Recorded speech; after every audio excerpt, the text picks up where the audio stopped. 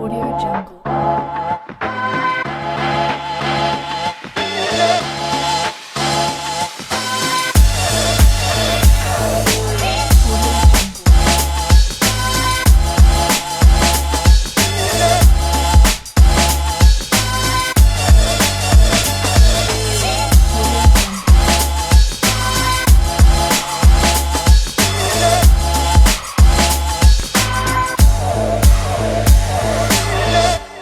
Audio Jungle. What's up, everybody? What's going on? We're here on another episode of the Life Journey Podcast. Oh my gosh, man, this will be an awesome episode today. We have a special guest on. We have NIKA B, NIKA Brown, my favorite friend. What's going on? Hi, how are you?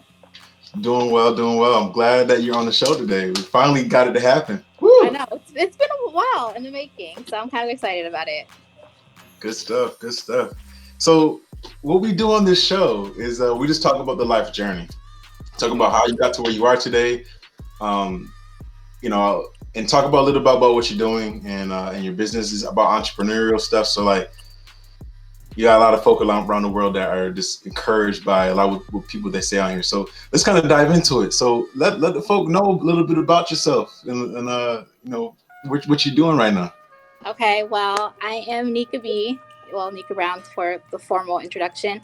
I am a 28-year-old wardrobe stylist, and I pretty much, like your one-stop shop. I do image consulting, wardrobe styling, video shoots, photo shoots, and I'm self-made. I literally started it from nothing, just a simple thought, and grew it into a business that I love, admire. I have a pretty solid team that I built, and it's like my dream. And I couldn't be more excited and proud of what I do every single day. And it gets hard, but I think I worked pretty hard to get where I'm at. And it's literally, I'm living my dream, and I can't even complain about that. That's awesome. That is awesome. Well, you know what? A lot of folk a lot of people are afraid to go live their dream, and you're a testament of like just going out there and just attacking it. And I know I can't wait for folks to hear your story and stuff, like about how you got to where you are today. Like it's a grind. It's not easy, and you got to constantly push. So tell them a little bit about like when you were kid growing up and stuff. Like what was your like? When I was a kid growing up, I grew up in a pretty I would say solid household. I did come from a 2-parent household. I come from a family in medical field. My dad was a nurse, my mom's a nurse, my sisters are nurses, CNAs, things like that. So I've always grown up with pretty good structure. The only downfall is we moved a lot. There was that was the only instability that we had. And when I look back at it, that's one thing I've always wanted, to stay in one spot, plant roots and things like that. So coming from the household that I came from, my parents were, they're workers, get a job, go to school, settle in, figure out what you want to do. That's the mindset that they had. And I was probably always different. I didn't really want that lifestyle. I didn't want to just, go to school, get a degree and go right to work. My dad wanted me to be a nurse. That was his goal for me, his plan, his vision, and his reasoning behind that was stability. A nurse or medical field, you'll always find a job, you will always have something to fall back on. But I'm a risk taker, and I feel like I always pushed back with that. Right. So I wasn't, me and him used to butt heads because I didn't want to take that path, and he didn't understand it. So he was all about structure. He would put me in sports. I did gymnastics, I did ballet, I did cheer, I did anything to just keep me team oriented, something solid.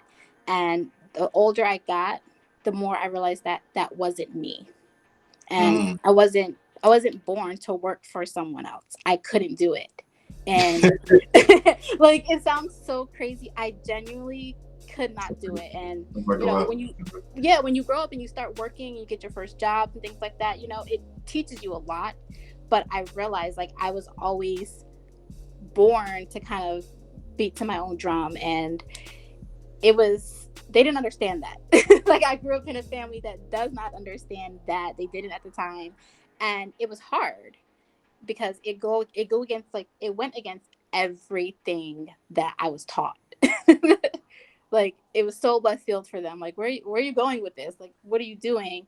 And especially when I decided to, I was indulging in fashion at such a young age. I used to cut up clothes that didn't even belong to me. I would just go in my parents' closet and cut their clothing items, and I'll always try to switch everyone's wardrobe up in my family. And it's so different because in my family tree, there's scrubs. Everyone's wearing like medical outfits, there's scrubs, they're going to nursing homes and things like that. So it was very difficult to be like kind of like a creator, like in a household that didn't support creating. And where I'm at now, I think my childhood actually prepared me for what I'm doing, because when you start a business, you do need structure, you do need a plan, you do need goals, but I kind of took it and put my own spin on it. So my childhood was great, but it was it was kind of rough at the same time if I look back on it, because I was literally dancing to my own drum in my head, and it sculpted me to be like where I'm at. But it was tough, but I feel like ultimately I came out on top. So it's a win-win. That's good. That's awesome stuff. And you know what? Like some folk can, it's just the system we live in. Like you get a job, when you grow up, have fun as a kid, go to college, get a job, and then you work, and then you die. Yeah, And to some people that's success. That is success to some people. Like, if you had a stable job for 20, 30 years, that is success to people. And that was not my version of success. And I couldn't even conform to that. Like, I couldn't even entertain that theory. Like, I don't want to, punch a clock my entire adult life, retire, and wait till I'm 60 to enjoy my life. And that's not success to me. But to where I was brought up, that is success. That is stability. You did your job, you played your part, and that's how I wanted it to be. But to me, that was not my vision. yeah, so hey, you know what? It's good that you had some type of inkling inside, letting you know like something feels wrong here. Like I don't know if I should follow this pathway, this normal pathway. You wanted to try something different. Right. So what was your experience like? I guess from the high school to college transition. Oh, high school was that awkward time for me. Like, some people go through the awkward phases in middle school, but to me, it was definitely high school. And not awkward in like, social wise. It was awkward in like finding myself. And, I was going through, I would say, like an identity crisis. Like, I didn't know what I wanted out of life. Like, you're young and they expect you to figure it out. Like, you start planning for college, like your sophomore year of high school, and you don't really know who you are at that point. It's such a weird concept to think about. And to me, like I said, I grew up in structure. I was doing sports. So my vision was a lot different. And I started like realizing that, gymnastic is not what I wanted to do. I don't want to study, I don't want to go to school and become a nurse. So, like, I'm in high school, like kind of lost at the same time. And, your friends start to change, your vision starts to change. And to me, I went to a high school that didn't really offer the arts. Like, we weren't like an art high school. So I didn't really tap into what I wanted, because fashion was always like a part of me, just from like magazines to, like I said, cutting up clothes and things like that. But in my environment, where I'm from in New Jersey, that's not, fashion is not like a major thing. It's not like I'm from New York or the city and things like that. So I was kind of lost. Like, I had nothing to base my career off of, my dreams off of. So I'm just, that middle ground stage where it's like, I kind of should probably find something different, but my heart is calling, one thing. So it was uncomfortable. And then like you're transitioning to who you are, but I had nothing to base off who I wanted to be. So I had like no examples, no role models at that time, for myself. But college changed everything for me. So when I decided to go to college, I did decide to study fashion, but I went for fashion design. Like, I wanted to make clothes because I used to cut them up all the time. And I thought that's what I needed. And when I started studying fashion and started the design concepts and things like that, my heart wasn't there. And like, that hurt. So that bothered me because it's like I waited my whole life for this moment. I waited my whole life to get to college to find myself, and it's not here. And so I sat down with professors and, some of my classmates, and, I'm in college. So, your professors kind of like are more wise than they are in like your high school teachers because, they're giving you life lessons. And I told my professor, like, I love fashion. Like, I love it. I just don't know why I'm not in love with what I'm studying. Like, I don't get it. It's not transitioning to what I thought it would be. And, she sat down with me. She was like, there's other avenues to fashion than designing. And she opened my eyes to explore those options. And I didn't really figure out about wardrobe styling and image consulting until almost my junior year of college. And if you think about like how old I am after, going from high school into my junior year of college to figure out like, I think this is my avenue. I think this is what I really, really want to do. And I still didn't pursue it until 2 years after graduation because I was scared. I was hesitant.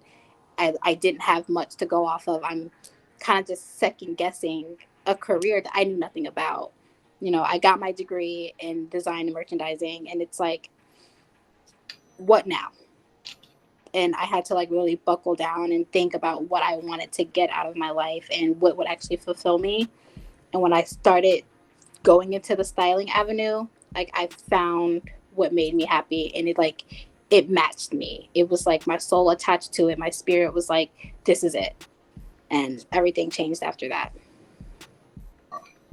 That's beautiful to hear. Like everything starts to come together.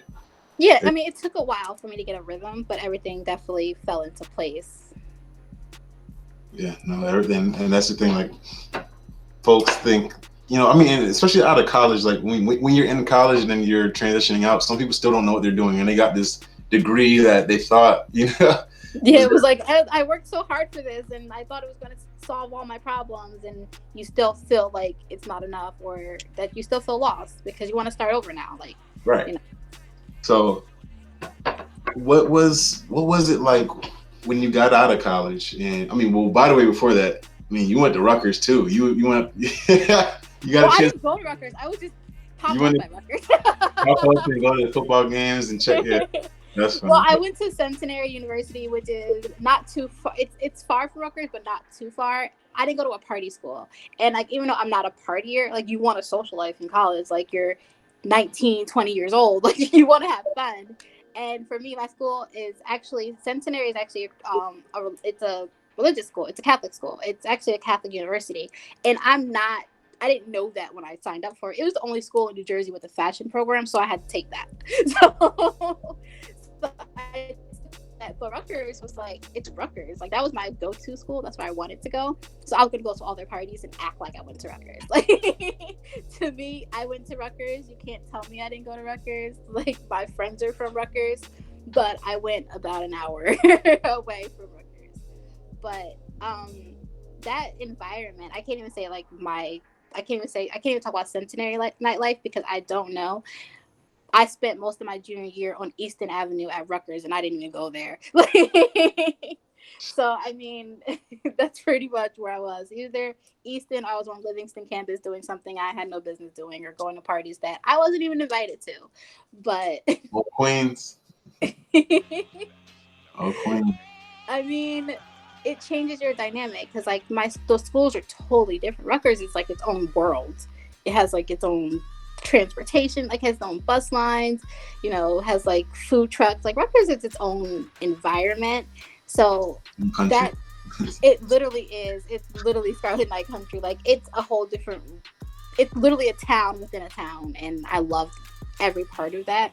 You can't tell me I didn't go to Rutgers. Like, my degree might say one thing, but mentally I went to Rutgers. You went to Rutgers mentally. I went to Rutgers. I just didn't go to their classes, but I went to Rutgers. It's funny. It was good. That's good that you were tight. You had the connections with RU. What's up? Yeah, that's home for me. I mean, like I said, to this day, I would probably claim Rutgers as my alma mater. I think I have more Rutgers clothing than I actually do my actual college. So dang, that's great. I mean, hey, that's RU. Go RU, by the way. I know. I feel so disloyal, but yeah. Yeah. So, all right. So transitioning out of college. Now that transition into the field where you're at now, like I know that's a lot of information in between, but like give the short version of like, you know, of how you got to where you are now, and like the grind, the hustle, the grit, the getting in the mud and getting out and That's the hard one, because after college, like directly after college, you know, that summer after you graduate, you know, you really don't think about the real world. You know, you think about, you know, oh, I just got out of college, I go back to my parents' house. But for me, it was very, very different. Right after like college is when I started, like when life kind of hit me. That's when I started experiencing loss for the first time. I lost a family member who was like a second mother to me, you know. So that hindered everything because I kind of shut down for a while. So I have a degree. I don't even get out of bed. And then I had a mom who lost a sister. So my focus became more of nurturing instead of, you know, persistence and hard work. So I became something different. You know, I took 4 years to find out who I was, and then something tragic happens and it changes everything once again. So I would say like the first 2 to 3 years after graduation was kind of like dormant for me. And that's when life really struck me. Like 4 years after college, you know, I went to work at a mall. I became a manager. I started to lose sight of my goals. Like nothing really made sense. I had a degree, but I was just a manager at a jewelry store, you know? So it's like, it didn't really, like, my worlds didn't coexist. And I was no longer the fashion Nika. I was just Shanika. I was just punching a clock. And life kind of continued to hit me after that. And at one point after that, I became homeless. And the road to that was hard. Like when you lose everything and you have nothing, there is a certain part of you that breaks. And to me, like, I was broken. My spirit was broken. My bank account was broken. My faith was broken. Everything was gone. Like, I had nothing to even grasp to. But it changed me because I was forced to do something that I gave up on. I had to survive. Like, I didn't know what I was going to do. You know, I was sleeping outside. I was sleeping in bus stations. I was, you know, sleeping in cars, hallways, just anything to just keep warm in New Jersey in January. So at my lowest moment, I had to like reflect, like, what do you want out of life? You know, I had crazy thoughts where I was like, I don't want to be here. You know, life would be easier if I wasn't here. And I had to dig myself out of a hole because I knew that I was sitting on a talent that could get me out of my situation. Right. And to me, that's when I became who I was meant to be. Because when you are sitting in a cold park in New Jersey in January, and you are thinking of ending your life because you don't know what else to do, that's when I was like, all right, you have to get up, you have to figure it out. And I I had nothing. I had no resources, I had no help. But I had the gift of talking to people. And, you know, when you're homeless, you meet other homeless people.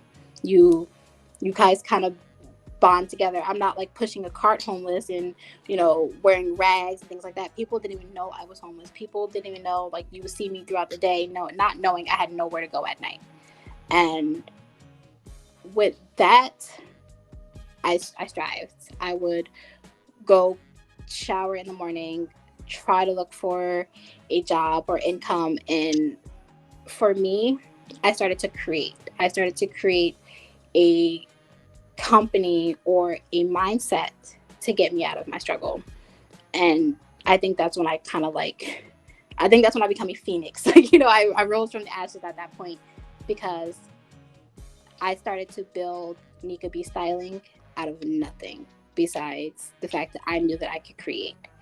And I'm from Jersey. There are people that you reach out to in New Jersey. There's connections that you have. We're so close to New York, it's almost impossible to not have Right. connections. And I reached out to someone that took a chance on me, and I had nothing. I couldn't even afford to actually be a stylist at that point. I couldn't even afford to feed myself, but I promised them that I can make something happen for them. Like, if you give me this chance, I can style you. I can make you look good for whatever event you're coming up with. And I am basing it off of hope and prayer. And they took a chance on me. They gave me an advance, which is great because I probably had $20 to my name when I'm pitching my styling, telling them I can get them these outfits that I couldn't even afford to walk into that store at that point. And, just setting myself up, I was able to deliver on my promises. And from that moment on, I was able to build the life that I felt like I deserved, and also the life that I felt like I was about to give up on. Because sitting on a park bench when you're freezing cold and you want to die, that changed my entire outlook on life, because I didn't want to give up. I'm not a quitter. I was not raised to be a quitter. I was raised for structure and stability. I'm not a quitter. And I wanted to quit. But, just me having the personality that I have, and my dad is like putting hard work and dedication into my life, I was able to dig myself out of a terrible situation that many people are still dealing with to this day. And I built NIKA BE Styling off of $20 and a really good friend taking a chance on me. And I don't know if I can ever repay that person. But I don't even know if they know, but they genuinely saved my life. And I mean, I give myself credit for saving my life too. But that person taking a chance on me when I had literally no background, I had no clients. I was pretty much just saying like, yeah, I can do this. I got you. And I had nothing to base it off of. But they believed in my dedication and they believed in my vision. And with $20 and the gift of gab, I started an entire company. For folks that are dealing with any type of well, first off, kudos to you for the grind, like not giving up, because it's so easy to give up. And I feel like this is a great podcast because there's tons of folks that right now they're struggling. They lost their jobs. People feel hopeless. Some people lost their homes. Some people, I was at a hotel in LA and people that were just working at the food counter, they lost their, they're gone. Nobody's coming to the hotel to pay. So it's they can't pay their bills and stuff. So you went through the grit, the grind, on the park bench, it was either between life or death. And you said life, even though the continual thoughts going through your mind were constantly fighting against each other. You said, no, I'm going to succeed. So talk about mental health and how important it is to keep going and not shut down. And it's an everyday battle. It's not I'm good now. It's an everyday battle. Right. How do you strengthen that mind and then the will you had to get to where you're at today? I'm not even gonna pretend and lie like I still don't battle with it today, because even though my life has significantly changed, mental illness and depression and anything like that, it still affects you even when things start to fall into place. And I don't want people to ever downplay that, and never take it for granted your good days, because you're going to have bad days. Right. And when I have those bad days, I genuinely think about what I went through. And then it changes my mentality, because mental health is so important to address, because I felt like with all the things that I went through, in high school where I said I'm going through an identity crisis, depression starts so early and it also can start very late. But for me, it started very early and it wasn't addressed. It was kind of brushed off. You don't know what it is. You don't know how to, articulate it to your friends or your family, but it's something that affects you. When you don't want to get out of bed and you have no reason why, those are signs of depression. And even if you think it's minor, address it. And for me, going through what I went through was what I needed. I needed to fall so low to pick myself up because I needed to address that I had a problem. I needed to address that something was actually wrong mentally for me. And that's the hardest thing to do, is like that realization. Like when you are at your lowest point, I know for me, sitting in bus stations and parks and things like that, wanting to have suicide as an outlet, that one little thought in the back of your head, that doubt, that fear, if you felt like you didn't want to be here, you wouldn't have fear. That wouldn't be there. But for me, everything else was overwhelming, but I had fear. I was terrified to not be here, and I held on to that. There was a reason for that. And I don't know if people are super religious, but to me that's faith. That is literally a sign from God saying, like, this is not your plan. This is not what I have envisioned for you. And to me, it was hard because you have to hold on to that. Like, and people run away from fear. I ran towards it. What am I afraid of? Why am I afraid to not be here? What's keeping me here? And I started thinking about all the people that I was leaving behind. Even though I was in that situation by myself, suffering and going through it, I still thought of other people. But more importantly, I thought of all the things that I would be missing. Because to me, suicide doesn't solve any problems. It transfers them. It puts them on someone else. It didn't solve anything. It is not going to help me. It's just giving me the chance to not make it better. And I just feel like there's so many people that don't know that they're going through depression but have all the signs of it. Right. And I feel like if I would have addressed it earlier, I wouldn't have went through a lot of things that I went through. And the biggest step of depression is telling someone that you're feeling low, when you have your bad days, when you feel like you don't want to eat, when you don't want to clean. Like, those are warning signs. If you start being socially distanced from all your people, like, like if your friends are inviting you places and you go, but you don't feel like you belong there, like, those are all the warning signs. And it's hard because to build who you want to be, but you have all these voices in your head telling you who you are, what you can't do, what you shouldn't do. Like, you have to be stronger than that. And it's not something, and I'm going to be honest, it's not something that people can do alone. You have to get help. You have to talk to someone. You cannot dig yourself out of depression by yourself. It's impossible because you need a stronger voice. To me, my stronger voice was my passion. And it sounds crazy, but so many people seeing a side of me, a creative side that I let go of. But I knew I had that fuel, but you have to let people in. Gotta dig in. Yeah, like, you have to literally tell people, like, hey, I am suffering. Something is wrong. Like, and even if they don't get it, you have to get it out. Talk to a stranger, believe it or not, like, when I realized the homeless community is actually a pretty solid community. They literally band together and they're all going through very similar situations. Everyone has a different story, but you all are at the exact same spot. No one's secure. And just talking to people that were in the similar situations that I was, it saved my life. Because, I have people 40, 50 years old in shelter saying, like, I want to get out. I want help. And it's like, even me being in the same situation as them, they were confiding in me. So I felt like there was something in me that was meant to be here. And that's all it takes. It takes one little spark that will save your life. And with mental health is, you literally have to open up about it. Don't be afraid to tell people that you are struggling. Yeah. Because people can relate. It's definitely good to get a therapist or a pastor or someone to be there for you.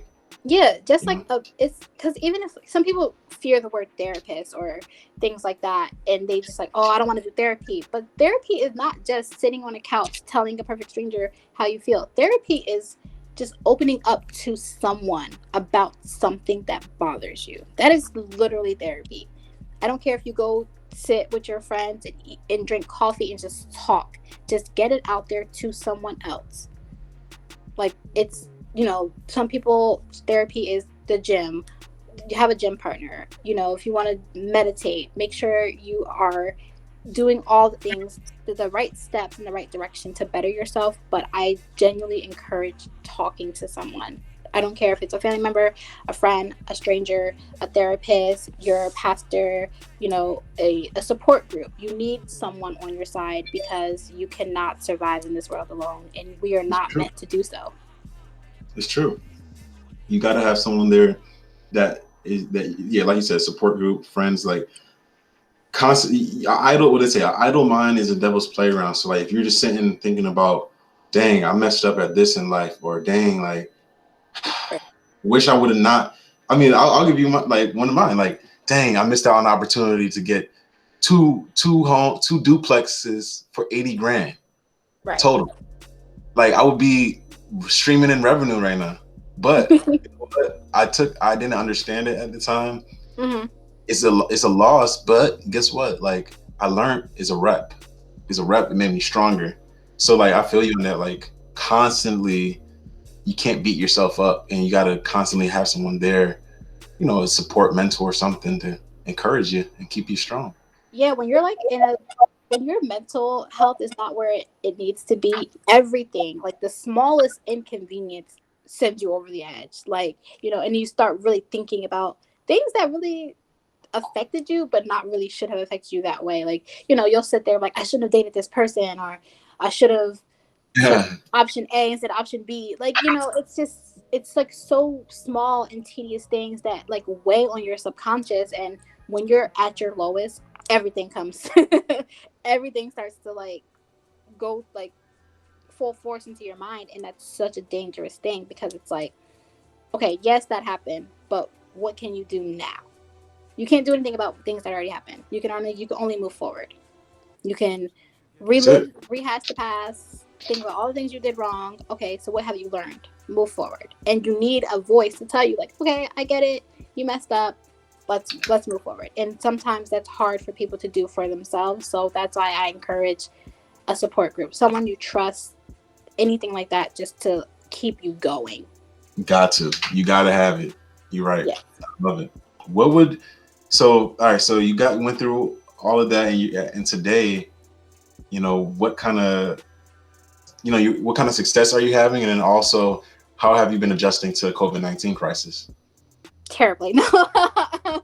No. Success wise, like, I don't like the term self-made because I feel like no one ever does anything on their own. You always have had help some step of the way. But in the grand scheme of things, I've built an entire company based off of a vision that I had no idea what I was doing. If you would have told me 3 4 years ago that I would have a successful wardrobe styling company, I would probably laugh at you because I'm like, okay, I have no idea what you're talking about. But the type of success I've had based off of just networking and just putting myself out there and not being afraid to fail. I mean, I've suffered losses so much that my success kind of like, it made sense. Like, I feel like it needed to happen. I needed to have a win. And when you are afraid to lose everything, you probably won't lose. And like I said, at one point I lost everything. I had nothing. So building an empire, my type of success is just stability, being able to do what I love every single day. And I provide jobs for people. I have a team that rely on me. I have an amazing system that I created out of nothing. And that kind of level of comfort is something that I live for. It's something that brings me peace, that everything I went through was meant to happen. It happened for a reason because where I'm at now is based off of every single struggle. But it's always about stability for me because that's kind of what I was always raised to like grasp to. But this COVID-19 kind of challenges that because it's like, if everything fell apart in the world, you did everything right, and the world completely tells you like, all right, stop what you're doing. Could you still survive? And with me, it was an adjustment because I worked so hard to get where I was at. And for someone to tell me that, hey, you can't do what you love for a month and a half, 2 months, you have to stop doing it. That was my sanity. That's what saved my life. So now you're telling me I can't do what saved me, but it brought out a different spirit. I started exploring different avenues. You start to find different parts of yourself that you didn't have time to focus on. So not only did I start building my brand differently, but you start having to outsource, find different ways of income, find different ways to succeed, where everyone that I employed, I have a team that can still survive. You have to adjust to the times now.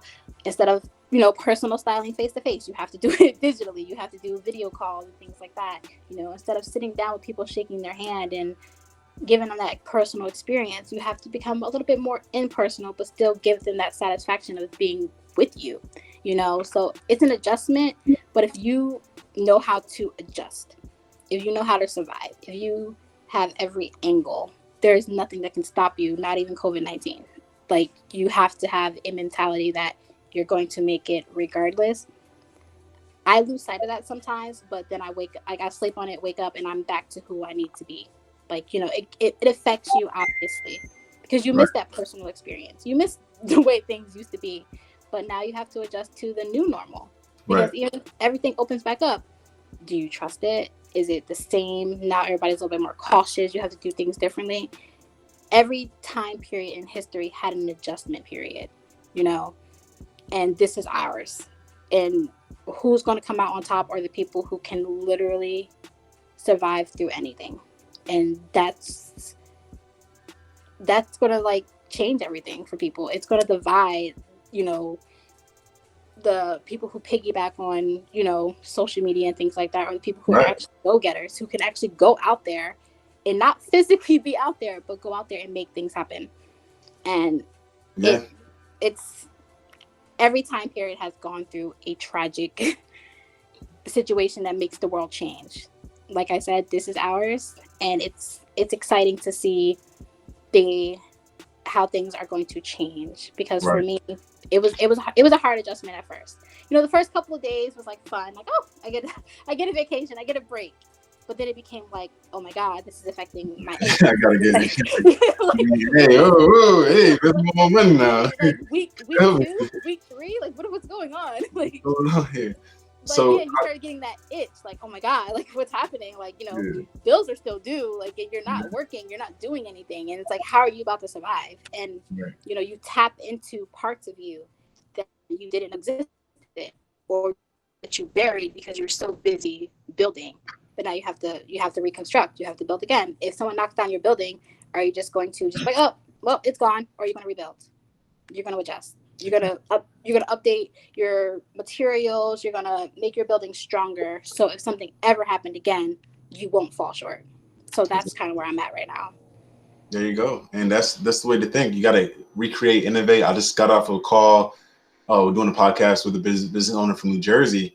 He's in the medical field, and he owned about 10 different facilities. He's downsized to 5, and it's a sports performance facility, and they had to close down and go telehealth. So from there, I think that whole his adjustment too, from what you're saying, his adjustment helped him keep the business running, keep everything flowing, because it was at one point where it was about to shut down.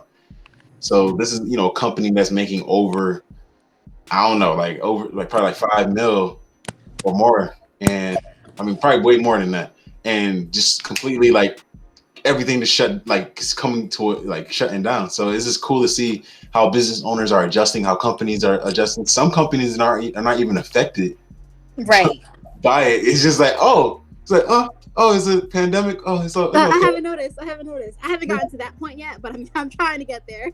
I'll make some masks, so. Yeah, I'll just make, designer masks and sell them for overpriced because supply and demand. Right. So that's good stuff, though. It's good. I like the adjustments. I like your journey, man. I'm glad that we were able to get you on the podcast, because that's a lot of people don't go through that. You hear some stories of I you know, I was in school and this happened and then I just became a millionaire. You're like that.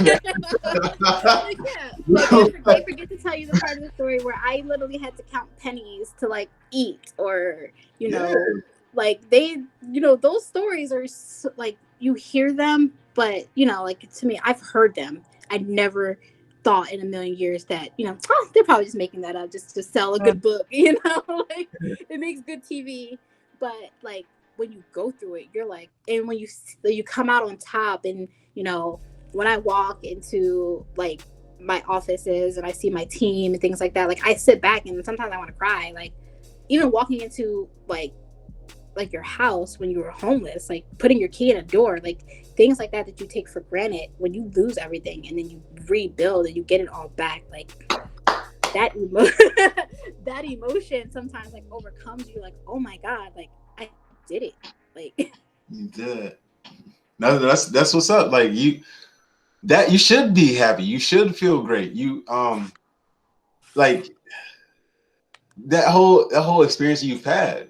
It's a testament. You know what I mean? That's your testimony. And one thing that I believe, you know, I don't know if you want to mention it at all, but you know, if you want to talk about it later on another podcast, you're writing something that might at some point will come out. So I don't know if you want to talk about that now or we can talk about it. Yeah. I mean, but like you're writing a book, and you know, I can't wait for the book to come out, or ebook, whatever it is. Like I can't wait for it to come out, because from what you were telling me, like that's a deep story, and I think a lot of people, again, like CEO, you know what I'm saying, like from going homeless to CEO and building up a company, like a Tyler Perry story. You know what I'm saying, like right.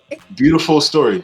I mean, Steve Harvey too. Yeah, same thing. Everybody had their little thing that they went through, but like when that. You hear people like sleeping in cars, and you know, to me, I was always so skeptical about telling my story, because like you feel embarrassed sometimes, but then I think about it, like there are people to this day who are talented, who are resilient, who are going through it just because unfortunate circumstances. You could not have told me with everything that I did right in my life that I was going to be homeless. It didn't make any sense to me. So like my testimony is it can happen to anyone, but anyone can get out of it. If I can make it out of it, you can make it out of it. And you know, me writing my story is just like, you know, it's just a point in my life that I decided to talk about, because I feel like that point in my life is the most important. That struggle is the most important part of my life. My success is great, but it's not what made me. That struggle, you know, that freezing cold, that counting pennies in your pocket to eat and not knowing where you're going to sleep or shower, that made me who I am, because it changed my outlook on everything and everyone. And it's the, you know, when you see like homeless people on the street and you like kind of like move away from them, like, oh my God, you're lazy, you're a bum. That is not always the case. That's not the case. Right. And you know, those people deserve prayer and uplifting, and you know, all the praise in the world, because there are people to this day who cannot go through what those people go through every single day.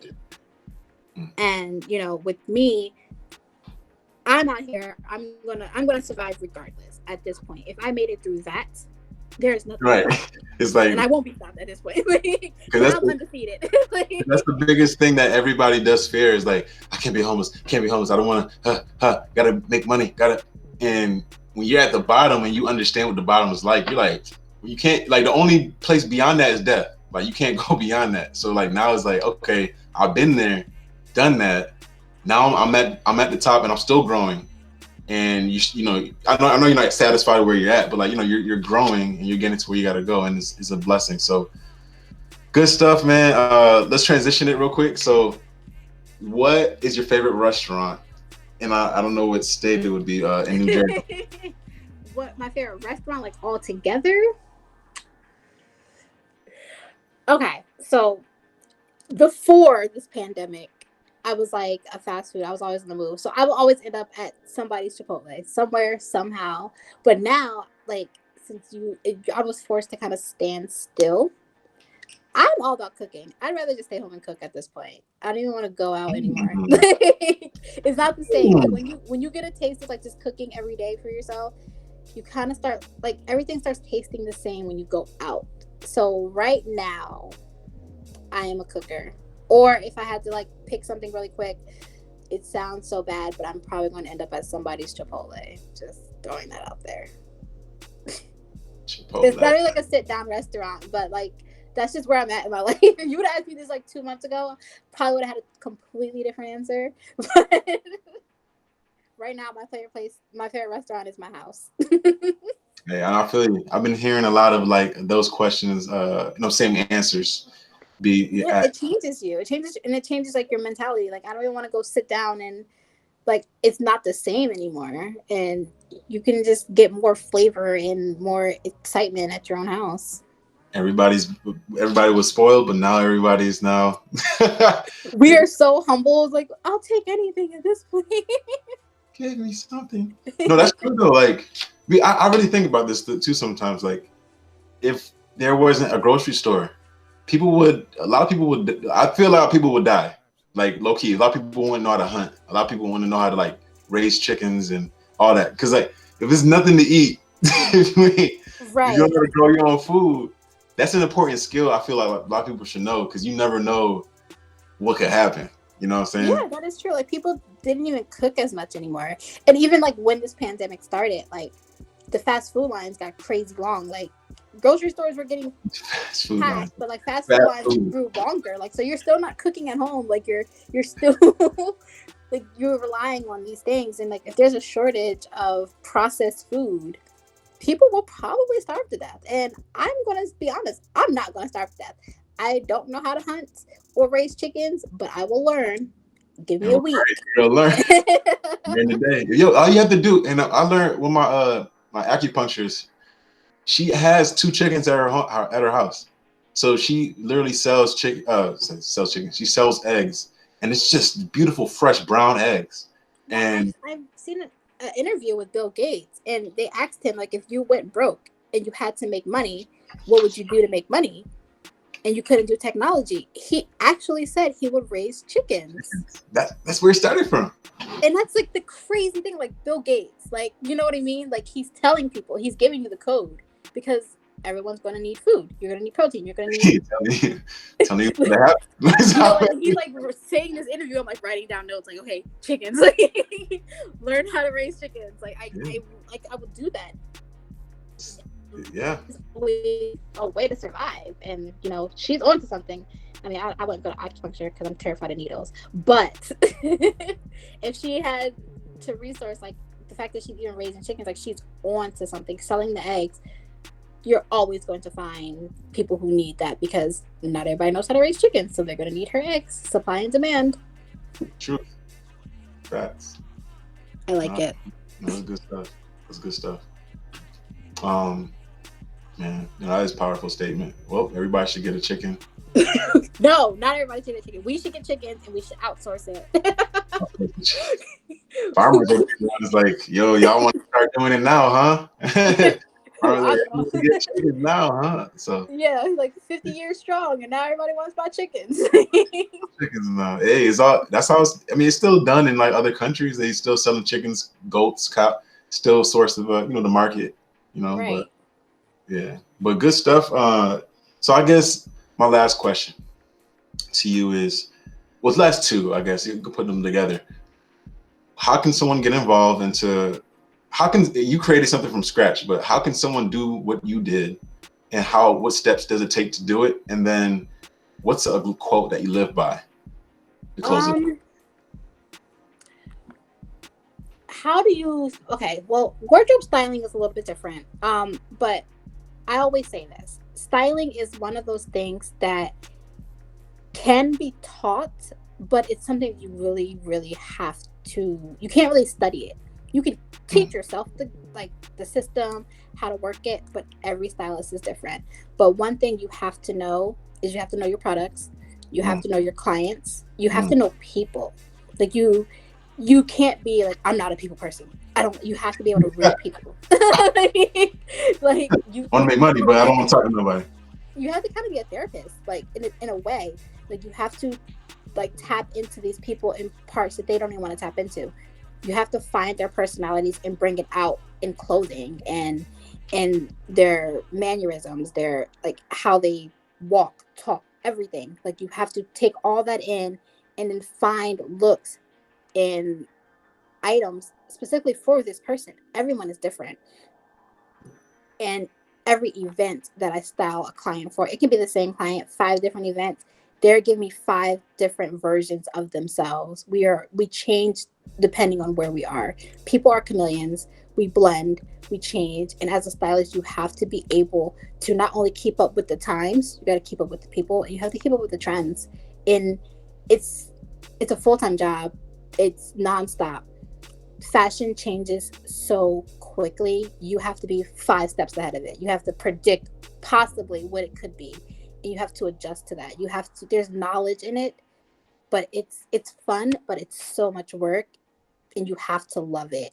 And if you wanted to get into fashion and you want to take the styling route, because everyone wants to be a designer, you know, they want to slap a logo on a t-shirt and call themselves a designer, but that's not the case. Designing is more tedious, but styling is more in depth. You have to tap into parts of you that you didn't even know existed.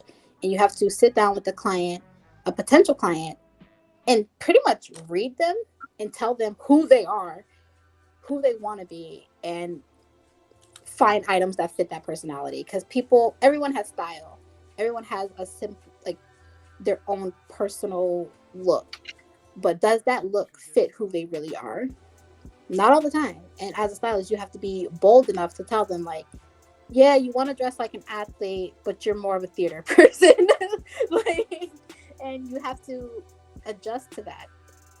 You have to have a good deliverance, and you have to be cultural. Like, you have to know each culture is different. You know, every personality is different. Every item of clothing speaks. You know, clothing speaks before a person ever has to. And you have to be able to translate that.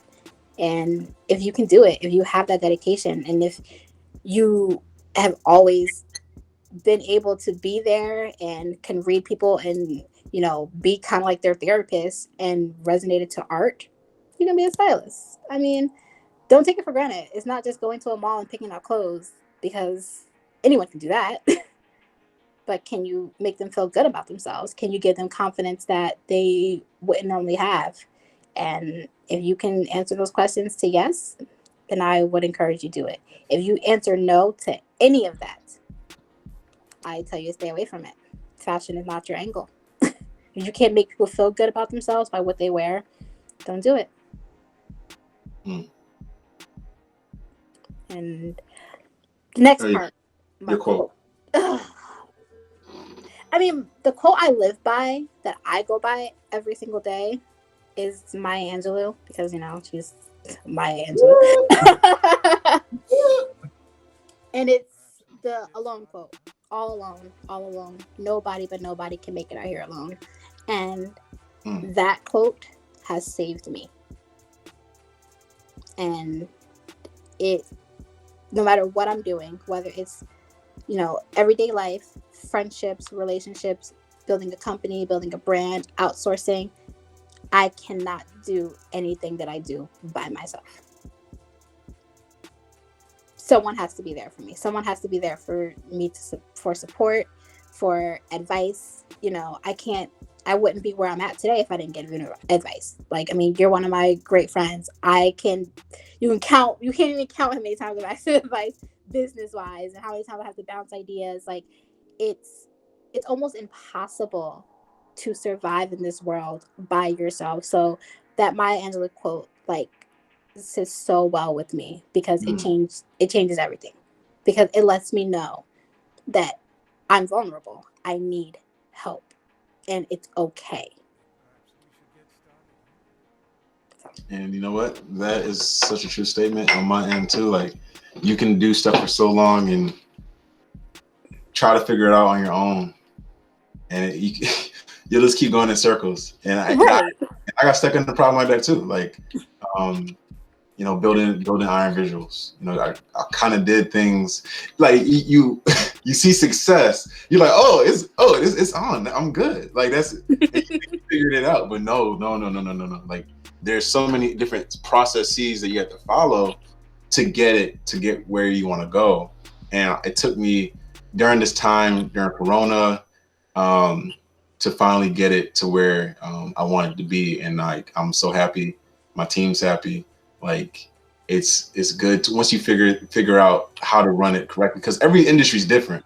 Styling is different, you know, from marketing. Because marketing right now is perfect for what's going on in COVID-19, because people need to like market, you know. Yeah, like they need to get their products out there. They need to advertise. They need to like, find different angles and different ways to do it. So they need you. Like, you're in high demand right now. So it's a blessing.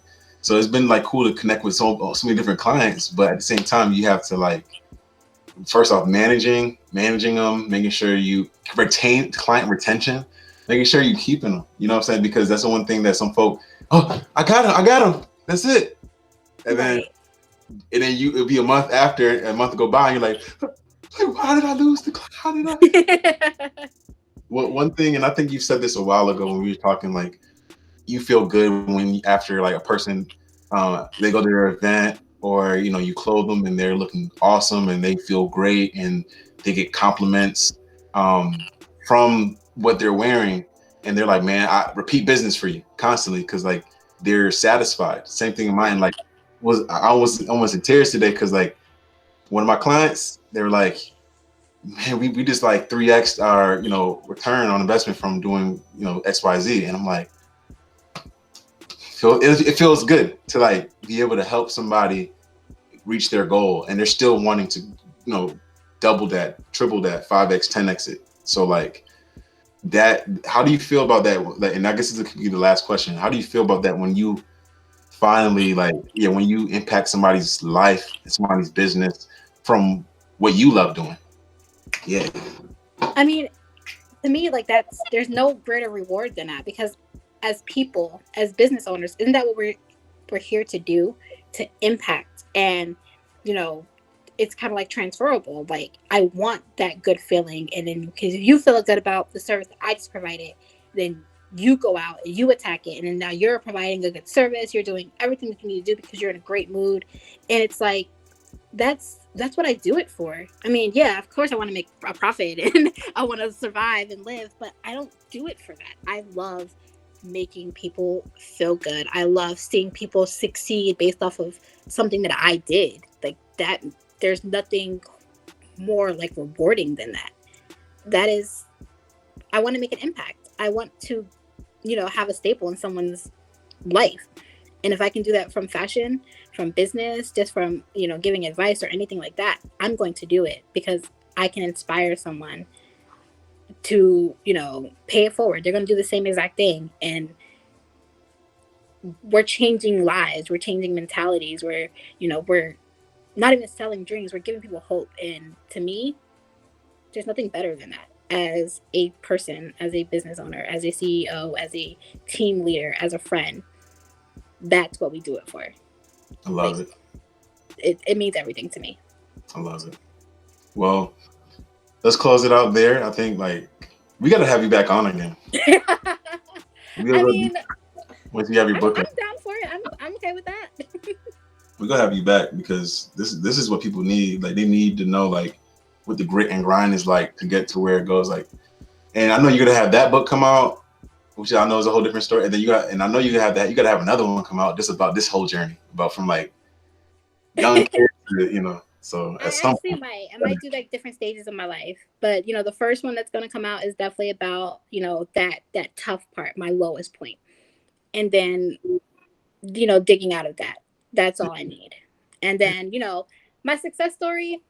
I mean, it's still in the process. Like, I'm still succeeding. I'm still I'm still building. I'm also trying to take Clayton Gauz's approach. Starting a podcast and just congratulations getting. for that, by the way. Yeah. Thank you. Just giving different insights, and there's no limits to what someone can do after you literally get it out the mud. Like, there's nothing that you cannot do. Right. And I'm all for it. If you wanna, we can have another podcast session. You can be on mine. You can, everything is transferable, and I'm all for sharing my story with people because it lets them know that they can do it. And I was a regular girl from New Jersey. Regular girl from New Jersey. Yes, a regular girl from New Jersey. And I'm in Alabama. I'm everywhere. Alabama, Atlanta. And the thing is, I got to see so many things that I wouldn't have been able to see if I didn't grind the way that I did. Right. And I'm excited about that. So I want people to take that and realize, like, however you're feeling right now, it's so temporary. You can get through it and you can build. If you have that mentality, and I want to say, like, depression is a commitment. You got to commit to that. If you can commit to depression, you can commit to success. I promise you can. Like, just flip the script. I feel you. It's grind. It's a grind mode. Well, let the people know about your site, your social media handles and everything before we close it up. Plug everything. I mean, you can follow me on Instagram. I am Nika_BE. You can listen to my podcast, Let's Talk About It. The Let's Talk About It podcast. You can follow us on Facebook. I plug everything. NIKA BE Styling is the best styling experience you will ever get. Hey. I am available for any kind of styling. I would literally say I'm the best stylist. I would give myself that kind of credit. I don't care if someone's gonna like argue with that. NIKA BE Styling is my brand. It's my baby. If you need any of your styling needs, come to me. My team will fulfill everything you need. Even through this COVID-19, we're doing virtual styling through Zoom and Google Meet. But yeah, I'm excited for the next chapter. I hope this pandemic kind of ends soon, though. Kind of want my life back. Well, it was great having you on the show, and we're going to have you back on. Thank you so much, NIKA BE. Thank you. Thank you for listening to the Life Journey Podcast with Quentin Gause. To find out more and to follow the journey, visit Quentin's Instagram at QGauze or our business page at iron_visuals. For full recaps of the show, find us on iTunes and the Google Play Store. Thank you for tuning in.